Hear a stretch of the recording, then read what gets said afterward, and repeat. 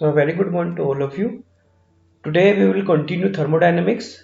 Last time we have derived Mayer's formula, which is a very important topic. और ये कई बार paper में आ चुका है 3 मार्क्स के क्वेश्चन में. सो ये अच्छे से कर लेना है हमने लास्ट लेक्चर में हमने कर लिया है. ठीक है, तो आज हमारे पास दो ही टॉपिक्स बचे हैं. आइसोथर्मल एडियाबैटिक प्रोसेस के बारे में पढ़ेंगे, सेकेंड लॉ ऑफ थर्मोडायनेमिक्स के बारे में पढ़ेंगे, रिवर्सिबल और इरिवर्सिबल प्रोसेस के बारे में हम पढ़ेंगे. ठीक है, तो लेट अस स्टार्ट. तो ऑलरेडी हम पढ़ चुके हैं कि 4 तरह के थर्मोडायनेमिक प्रोसेस होती है: isochoric, isobaric, isothermal, adiabatic. Isochoric जिसमें वॉल्यूम कांस्टेंट हो, और हम ये भी पढ़ चुके हैं फर्स्ट लॉ ऑफ थर्मोडायनेमिक्स. वो क्या होता है?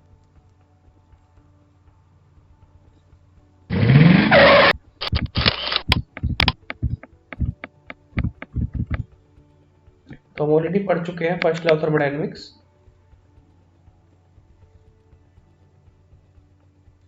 Delta Q is equal to delta you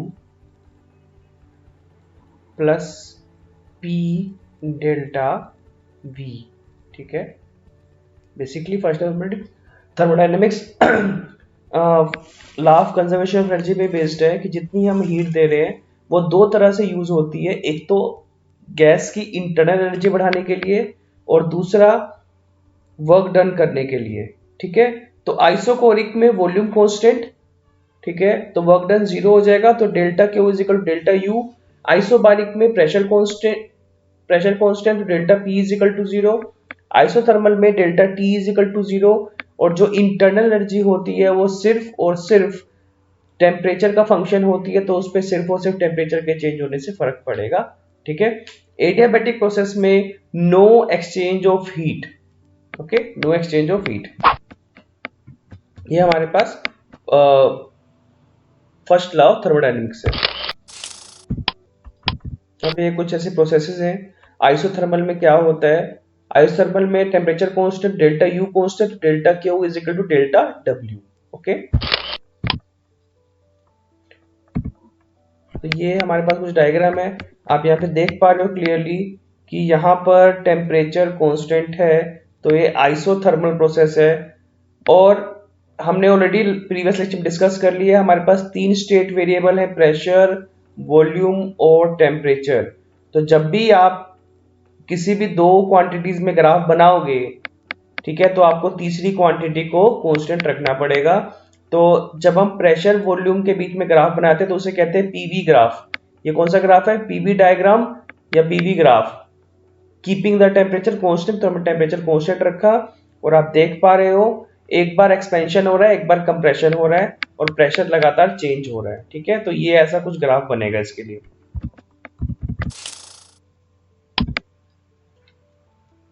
compression का ग्राफ ऊपर की तरफ, मतलब वॉल्यूम कम होगा. ठीक है,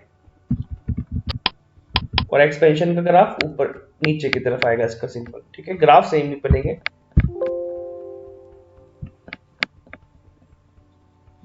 तो 4 प्रोसेस हम पढ़ चुके हैं: आइसोथर्मल, आइसोबारिक, आइसोकोरिक और एडियाबैटिक.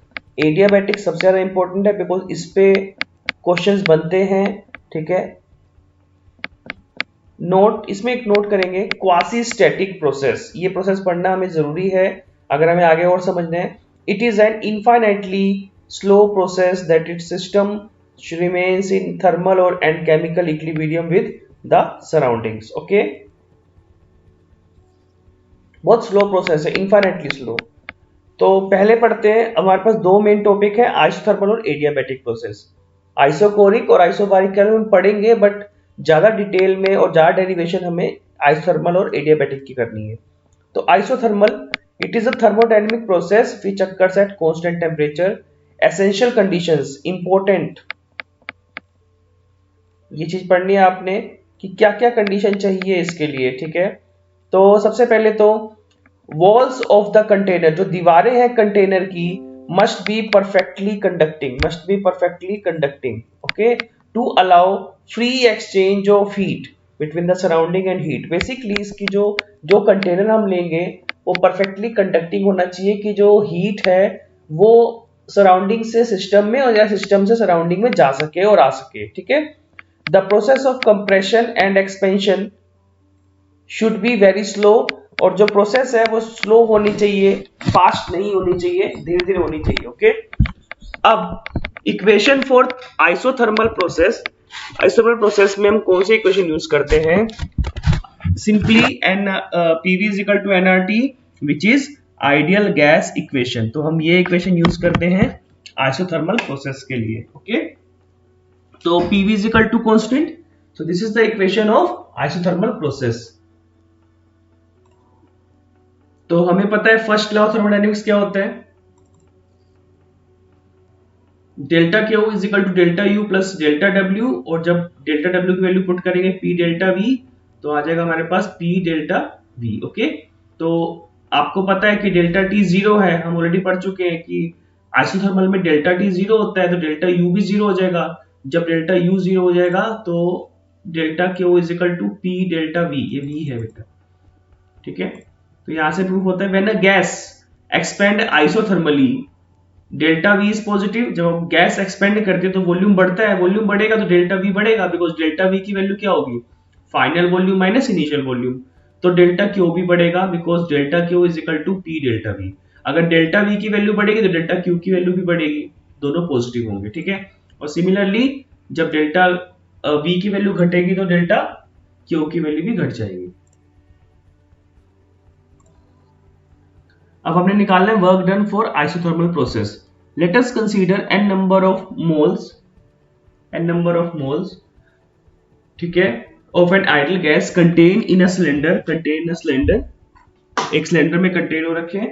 ठीक है, हैविंग कंडक्टिंग वॉल्स, बिकॉज अभी आप पढ़ के आए हो कि आइसोथर्मल प्रोसेस के लिए कुछ कंडीशंस हैं, और पहली कंडीशन ये है कि कंडक्टिंग वॉल्स होनी चाहिए। जो वॉल्स हैं कंटेनर की वो कंडक्टिंग होनी चाहिए, मतलब उसमें हीट एक्सचेंज हो सके, और उसमें फ्रिक्शनलेस पिस्टन भी लगा होना चाहिए। तो ये हमारे पास डायग्राम बन जाता है। तो हमें पता है DW का फॉर्मूला, वर्क डन का फॉर्मूला क्या होता है? Force into displacement. अब यहाँ पर क्या हो रहा है? एक्सपेंशन हो रहा है, तो यहाँ पर एक्सपेंशन होने की वजह से जो पिस्टन है वो dx डिस्टेंस ऊपर की तरफ मूव कर रहा है। तो वर्क डन होगा DW is equal to F D x, और फोर्स का फॉर्मूला PA dx कहां से आया? ये प्रेशर का फॉर्मूला क्या होता है? Force upon area. ठीक है, तो फोर्स का फॉर्मूला क्या हो जाएगा? प्रेशर इनटू एरिया, तो वो हमने पुट कर दिया यहाँ पर, ये हमने पुट कर दिया प्रेशर इनटू एरिया dx, और ये ADX किसका फॉर्मूला हो गया? dV का, वॉल्यूम का। ओके, तो dW is equal to PdV। Next, अब हमने क्या करना है? ये हमारे पास इक्वेशन आ गई DW की। अब आपको पता है जब आपके पास DW आ गया, स्मॉल वर्क डन आ गया, तो आप टोटल वर्क डन कैसे निकालोगे? उसको इंटीग्रेट करोगे। तो अब हमें इनसे इंटीग्रेट करना है, बट हम एक काम करेंगे। हमें पता है आइसोथर्मल प्रोसेस की इक्वेशन क्या होती है? PV is equal to nRT। तो हम क्या करेंगे? यहाँ पर ये जो V है इसको यहाँ ले जाएंगे, ये V को यहाँ ले जाएंगे। ठीक है, तो यहाँ आ गया, डिवाइड में आ जाएगा, यहाँ मल्टीप्लाई में था, डिवाइड में आ जाएगा। तो P की वैल्यू आ गई, P की वैल्यू को फिर हम इसको क्या करेंगे? पहली बात तो DW को हम इंटीग्रेट करेंगे ताकि हमें बस टोटल वर्क डन आ जाए। फिर यहाँ पे हम P की वैल्यू को पुट करेंगे, तो P की वैल्यू कितनी थी? nRT upon V। तो आपको पता है इंटीग्रेशन करने में क्या होता है? जो D के बाद जो वर्ड लिखा है जिसके रिस्पेक्ट में आपने इंटीग्रेट करना है, उसी फंक्शन को आप उसका इंटीग्रेट कर पाओगे, तो dv अपॉन वी। तो एक रूल जो हमने स्टार्टिंग में 0 चैप्टर में पढ़ा था, इसके dx अपॉन x, अगर कोई टर्म है जिसका डिनोमिनेटर में, मतलब एक टर्म है, मान लो x टर्म है, ठीक है, अगर उसके ऊपर डिनोमिनेटर में उसका डेरिवेटिव आ जाए तो उसका फॉर्मूला होता है log बेस e x। ठीक है, तो nRT V1 से V2 वॉल्यूम, ठीक है, lower limit minus upper limit minus lower limit dV upon V। तो dV अपॉन V किसका फॉर्मूला होता है? log EV का इंटीग्रेशन होता है इसका, ये log EV V2 V1। तो upper limit minus lower limit put कर देंगे, और एक और फॉर्मूला है log का, क्या? log M plus log M, log M plus log N is equal to, आप लिख सकते हो log mn। मतलब एडिशन को आप मल्टीप्लाई लिख सकते हो, मल्टीप्लाई को एडिशन लिख सकते हो आप, ठीक है। और उसी तरीके से अगर सब्सट्रैक्शन होगा तो आप लिखोगे डिवाइड में, ठीक है। तो यहाँ पे सब्सट्रैक्शन है तो V2 माइनस V1 है तो V2 ऊपर आ जाएगा, V1 नीचे आ जाएगा, ठीक है। तो ये तो हो गया एक मेन फॉर्मूला। अच्छा, यहाँ पे ध्यान रखना इन दोनों फॉर्मूलाज में फर्क है। अगर इसे कहते हैं नेचुरल लॉग को अगर आप बेस 10 वाले लॉग में कन्वर्ट करोगे तो आपको 2.303 से मल्टीप्लाई करना पड़ेगा, ठीक है। 2.3 से मल्टीप्लाई करना पड़ेगा, ओके। तो ये फर्क है। मतलब ये जो यहाँ पर ई है ना बेस, यहाँ पे इसका बेस 10 है तो 10 वाले बेस को आपको लिखने की जरूरत नहीं होती। तो लेकिन लोग ई बेस से लोग 10 बेस वाले में कन्वर्ट करना है तो आपको 2.303 से मल्टीप्लाई करना पड़ेगा। अब हमें पता है according to Boyle's law, already आपने क्वेश्चन में पढ़ लिया होगा Boyle's law, P inversely proportional to V, तो V2 upon V1 is equal to P1 upon P2। तो हम V2 अपॉन V1 की जगह P1 अपॉन P2 लिख देंगे तो एक और फॉर्मूला आ जाएगा हमारे पास 2.303 nRT log E P1 by P2। Important, ठीक है, इंपॉर्टेंट टॉपिक है तो अच्छे से करेंगे इसको, ठीक है। आगे बढ़ते हैं। Next adiabatic process. तो हमारा आइसोथर्मल प्रोसेस हो गया। अब adiabatic process, it is a thermodynamic process in which there is no exchange of heat between the system and the surroundings। Conditions क्या क्या चाहिए इसकी? जो वॉल्स है कंटेनर की परफेक्टली इंसुलेटिंग होनी चाहिए, वहां परफेक्टली कंडक्टिंग थी, यहाँ बिल्कुल इंसुलेटिंग, हीट थोड़ी सी भी सिस्टम से सराउंडिंग में ना जा सके या सराउंडिंग से सिस्टम में ना आ सके। दूसरा, प्रोसेस ऑफ कंप्रेशन और एक्सपेंशन शुड बी सडन, मतलब बिल्कुल अपोजिट कंडीशन है, वहां पर प्रोसेस वो चाहता है कि स्लो स्लो हो और यहां पर जल्दी से एकदम से हो जाए, ठीक है। अब वहां पर आइसोथर्मल प्रोसेस में तो हमारे पास आइडियल गैस इक्वेशन लगी थी, लेकिन यहाँ आइडियल गैस इक्वेशन से काम नहीं चलेगा। तो यहाँ पहला काम तो आपका ये है कि एडियाबैटिक इक्वेशन निकालनी पड़ेगी, उसकी डेरिवेशन करनी पड़ेगी। तो एडियाबैटिक इक्वेशन है क्या? PV की power gamma is equal to K, और गामा आप ऑलरेडी पढ़ चुके हो। गामा किसका फॉर्मूला होता है? Cp अपॉन CV का, specific heat at constant volume and specific at constant pressure, okay. तो डिराइव करना है डायरेक्टली। कई बार क्वेश्चन आता है प्रूव दिस या प्रूव दैट, ये इक्वेशन लिखी होगी आपके पास, ठीक है। और इस तरह से भी आ सकता है derive relationship between pressure and volume for adiabatic equation, okay. तो स्टार्ट करते हैं। According to first law of thermodynamics, dq is equal to du plus dw, ठीक है। For 1 mole of a gas, अगर हम 1 मोल ले गैस का तो du 1 मोल लेंगे, ठीक है। तो Cv dt, जो du की वैल्यू है वो Cv dt के बराबर हो जाएगी एंड dw की वैल्यू Pdv के बराबर हो जाएगी। अब ये पढ़ के आ गए। और एडियाबैटिक प्रोसेस है तो dq की वैल्यू 0 के इक्वल हो जाएगी। तो यहां पुट कर देंगे फर्स्ट इक्वेशन में, dq की वैल्यू कितनी? 0, du की वैल्यू Cv dt, Cv क्या है? अभी हम कांस्टेंट वॉल्यूम की बात कर रहे हैं, ठीक है। Cv dt और कांस्टेंट अगर वॉल्यूम होगा तो वर्क डन 0 हो जाएगा। तो dq, आप यहाँ आपके यहाँ पे क्वेश्चन आएगा कि सर आपने यहाँ पे du Cv dt कैसे लिख दिया? देखो हम यहाँ पे कंडीशन ले रहे हैं कांस्टेंट वॉल्यूम, कांस्टेंट वॉल्यूम है, ठीक है। तो आपको पता है जब कांस्टेंट वॉल्यूम होगा तो delta Q is equal to delta U। Delta Q किसके इक्वल हो जाएगा? डेल्टा U के इक्वल हो जाता है, ठीक है। और आपने स्पेसिफिक हीट का फॉर्मूला पढ़ा हुआ है, क्या फॉर्मूला है स्पेसिफिक हीट का? Delta Q upon M delta T, यही है ना, ठीक है। तो M यहाँ पर 1 मोल है ना, तो 1 मोल होगा यहाँ पर 1 हो जाएगा। तो C इंटू डेल्टा टी, तो यहाँ पे लिख दिया Cv dt because constant volume पे होगा ऐसा, ठीक है। तो तब जाके इक्वल पुट किया plus Pdv। According to ideal gas equation Pv is equal to RT, 1 mole है तो इसलिए N की वैल्यू 1, इसको डिफरेंशिएट कर देंगे। अच्छा अब यहाँ पे ध्यान रखना, इससे पहले भी हमने डिफरेंशिएट किया था इसको आइडियल गैस इक्वेशन को, बट वहां पर हमने ये वाला रूल नहीं लगाया था। यहां पे क्यों लगाया हमने? बिकॉज वहां पर हमने कांस्टेंट प्रेशर की कंडीशन ली थी, तो P और V में से एक कांस्टेंट था, ठीक है। बट यहां पर ना P कांस्टेंट है, ना V कांस्टेंट है, ना T कांस्टेंट है। क्योंकि यहाँ पर हम बात कर रहे हैं एडियाबैटिक प्रोसेस की बात कर रहे हैं, जिसमें पी, वी और टी कांस्टेंट नहीं होते। तो पीवी को वेरिएबल है, वी भी वेरिएबल है और टी भी वेरिएबल है। तो इसको डिफरेंशिएट करेंगे तो इसे कहते हैं यूवी रूल। क्या बोलते हैं इसको? UV rule. फर्स्ट टर्म है पी, सेकंड टर्म है वी। तो first term as it is, second term का differentiation plus second term as it is, first term का differentiation is equal to R. R is a constant और T का differentiation dt। तो R को यहां ले आएंगे हम, तो ये बन गया P dV plus V dV V dP upon R is equal to dt। ठीक है, नेक्स्ट। अब फ्रॉम 1 एंड 2 यहां से हमारे पास जो ये dt की वैल्यू जो आई है, इसको हम पुट करेंगे इस वाली इक्वेशन में, जो इक्वेशन नंबर 1 है हमारे पास। जो इक्वेशन नंबर 1 है इसमें पुट करेंगे, dt की जगह पुट कर देंगे ये वाली वैल्यू। ठीक है, तो देखो क्या आएगा आगे। ये आ गया, हमने पुट कर दिया, फिर हमने अलग अलग मल्टीप्लाई कर दिया इसको, cv प्लस आर, इसको और इसमें से कॉमन ले लिया। दोनों में pdv कॉमन है, pdv कॉमन है तो क्या होगा? cv plus R pdv cvv dp is equal to 0। अब हम पढ़ चुके हैं already, cp minus cv is equal to R, Mayer's formula. तो cp का फॉर्मूला क्या हो जाएगा? cv plus are.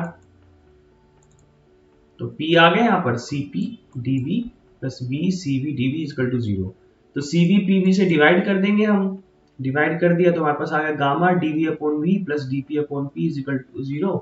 और हमें पता है कि अब इसको इंटीग्रेट करना है, तो इंटीग्रेट करना है तो गामा dv अपॉन v हम ऑलरेडी पढ़ के आ चुके हैं।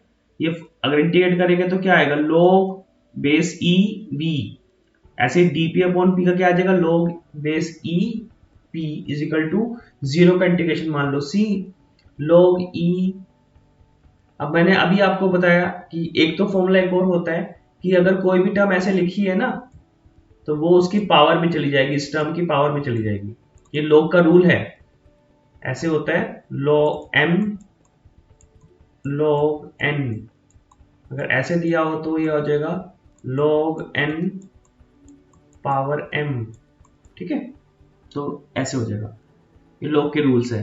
log e v गामा, और फिर ये दोनों log m plus log n, ये m है और ये n है, तो log इकट्ठा हो जाएगा, ऐसे मल्टीप्लाई में हो जाएगा।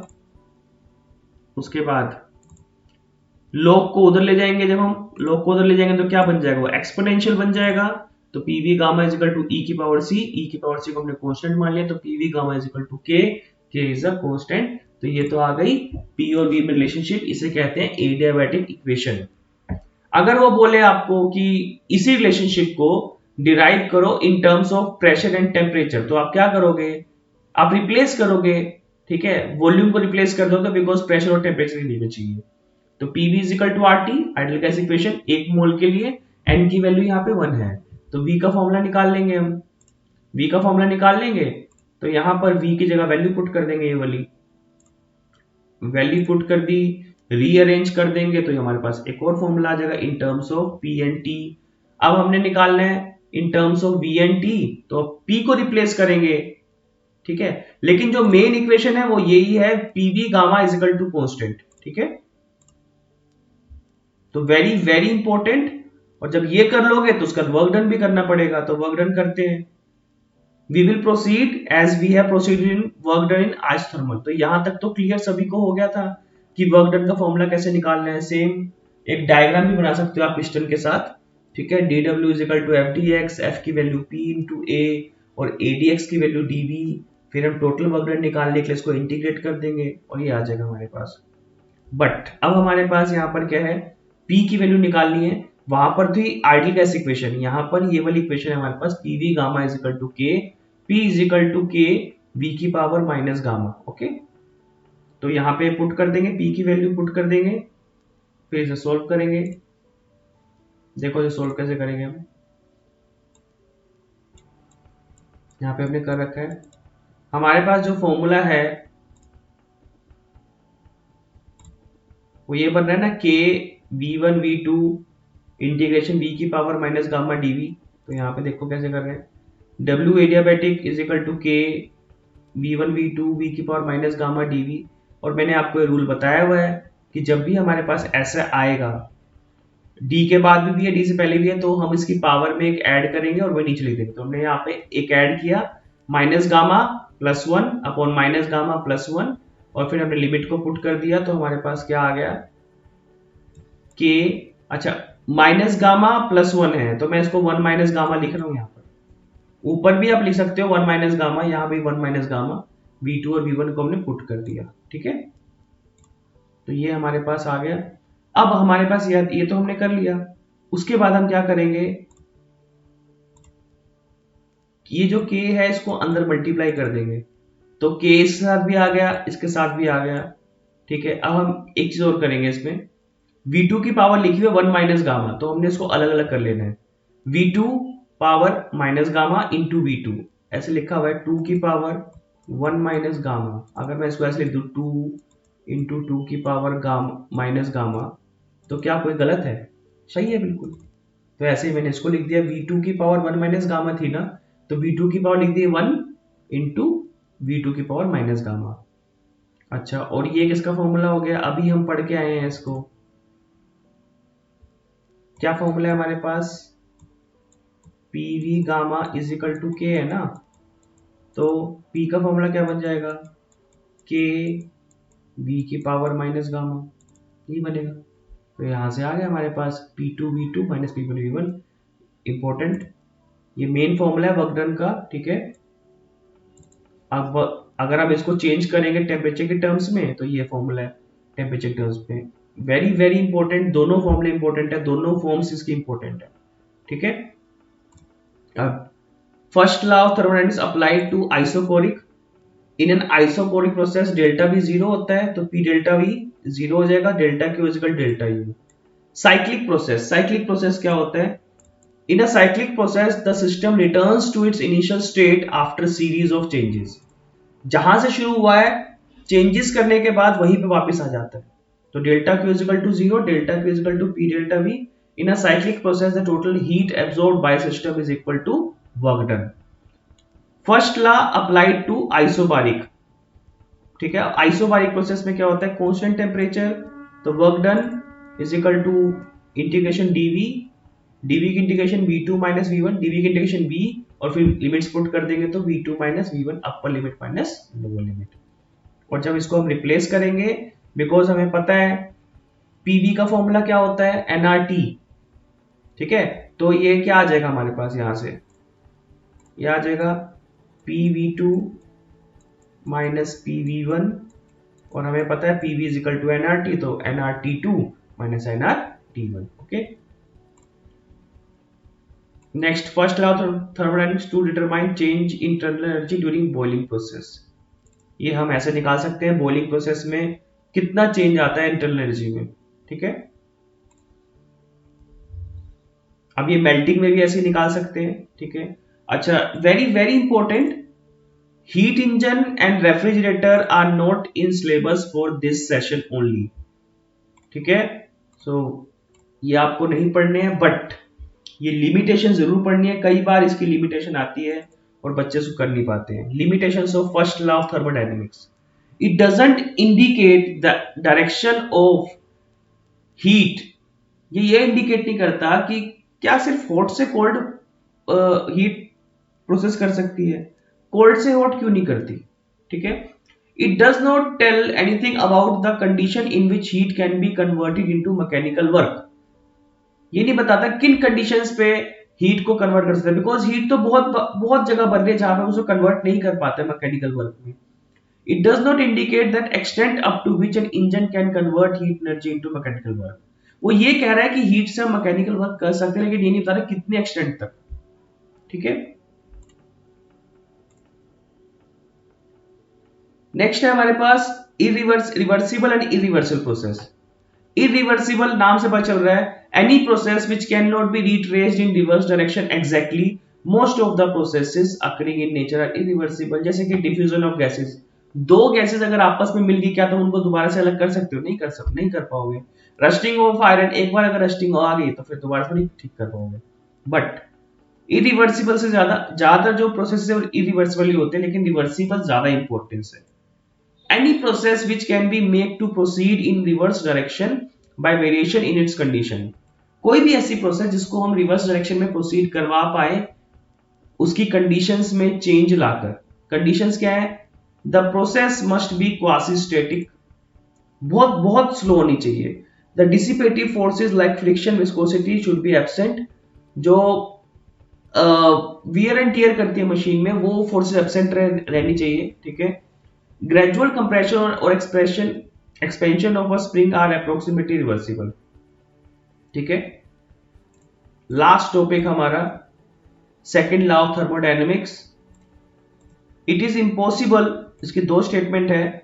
It is impossible to construct an engine which will produce no effect other than extracting heat from a reservoir and performing equivalent amount of work. Clausius ने कहा सेम बात है कि मतलब इम्पॉसिबल है कि हम एक ऐसा इंजन कंसीडर बनाए जो एक बॉडी से दूसरी बॉडी में हीट को पास करता रहे और उस पर खुद पे कोई इफेक्ट नहीं पड़े। जैसे कोई मशीन है वो चल रही है, जब वो वर्क करेगी तो वो खुद भी गर्म होगी, ठीक है, और उसके आसपास की जो एयर है उसको भी गर्म करेगी बेसिकली। तो क्लॉसिस ने तो ये कहा था कि ऐसा हम कोई सेल्फ एक्टिंग मशीन बना ही नहीं सकते जिसमें हम बिना किसी एक्सटर्नल एजेंसी के लगातार हीट को ट्रांसफर करता है। जैसे रेफ्रिजरेटर की बात करेंगे, ठीक है, ये बेसिकली हीट इंजन के लिए बोल रहा है और ये रेफ्रिजरेटर के लिए बोल रहा है, जबकि ये सिलेबस में आपके कट गए तो आपको लेकिन फिर भी सेकंड लॉ ऑफ थर्मोडायनेमिक्स आपको पढ़ना पड़ेगा। क्लॉसिस ने कहा रेफ्रिजरेटर है, रेफ्रिजरेटर में अगर हम मोटर ना लगाएं या इसको हम कंप्रेसर बोलते हैं, कंप्रेसर ना लगाए, एसी में कंप्रेसर ना लगाएं तो अपने आप थोड़ी हो जाएगा ये काम, कंप्रेसर लगाना पड़ेगा, उसने यही कहा बेसिकली।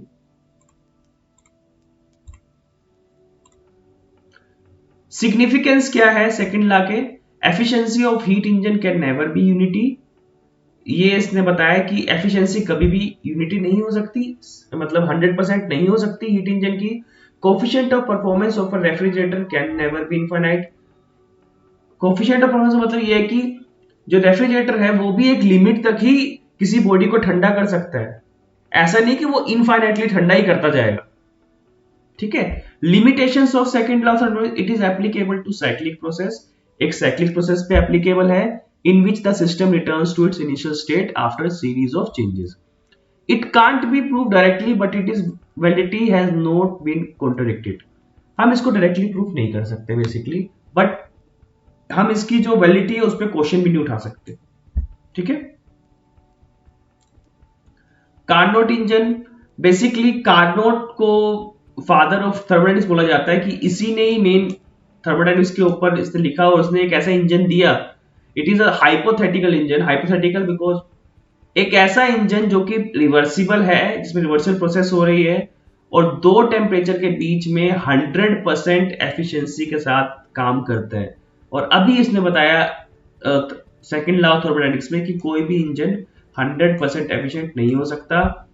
इसमें हम डायरेक्टली फॉर्मूलाज लगाएंगे। यहां पर हमने एक सिलेंडर लिया, ये ध्यान से रखना कि इसका जो बेस है ना सिर्फ उसमें से हीट पास हो सकती है, ना यहां से हीट पास हो सकती है, ना यहां से हीट पास हो सकती है, ना यहां से हो सकती है और ना यहां से हो सकती है, सिर्फ और इसके बेस से हो सकती है। अच्छा, और सबसे जो मेन जो इसमें हाइपोथेटिकल चीज है वो है आइडियल गैस ली हुई है इसके अंदर, आइडियल गैस। तो सबसे पहले क्या किया उसने, ये जो सोर्स है ये हॉट बॉडी है, ठीक है, और ये सिंक जो है मान लो कोल्ड है, मतलब लेस टेम्परेचर पे है। तो क्या किया उसने, इसको उठाकर उसने हॉट बॉडी पे रख दिया। जब हॉट बॉडी रखेगा तो क्या होगा, एक्सपेंशन होगा, तो यहाँ पर कुछ वर्क डन हो रहा है, ओके। वो दूसरा क्या करेगा, इसको उठा के दोबारा वर्किंग सब्सटेंस पे रख देगा। ये इंसुलेटर है तो हीट पास नहीं होगी, तो ये धीरे धीरे ठंडा होगा, ओके। उसके बाद जैसे यहाँ पे लिखा है उसने, step 2, now the piston arrangement is placed on an insulating stand and allowed to expand. तो यहाँ पे एडियाबैटिक एक्सपेंशन, देखो जब ये यहाँ पे रखेगा ना सोर्स 1 पे तो आइसोथर्मल एक्सपेंशन, फिर वर्किंग सब्सटेंस पे रखेगा तो एडियाबैटिक एक्सपेंशन, फिर इसको उठा के रखेगा सिंक पे तो आइसोथर्मल कंप्रेशन, फिर दोबारा वर्किंग सब्सटेंस पे तो एडियाबैटिक कंप्रेशन। तो ये है, यहाँ पर ये ग्राफ से पता चल रहा है, पहले ए ए से जाएगा बी पे, लिखा हुआ है यहाँ पे आइसोथर्मल एक्सपेंशन, ठीक है, यहाँ पर आइसोथर्मल एक्सपेंशन, और यहाँ पे एडियाबैटिक एक्सपेंशन बी से सी में, फिर सी से डी में आइसोथर्मल कंप्रेशन, फिर डी से ए में एडियाबैटिक कंप्रेशन। तो जहां से चला था वही वापस आ जाएगा, तो इसे बोलते हैं रिवर्सिबल प्रोसेस, ठीक है। फॉर्मूलाज लगाने हैं, ये हमने फॉर्मूलाज ऑलरेडी पढ़ लिए हैं, इसको सोल्व करेंगे, ठीक है। तो ये बोल रहा है कि 100% एफिशिएंसी हो, विच इज हाइपोथेटिकल। सो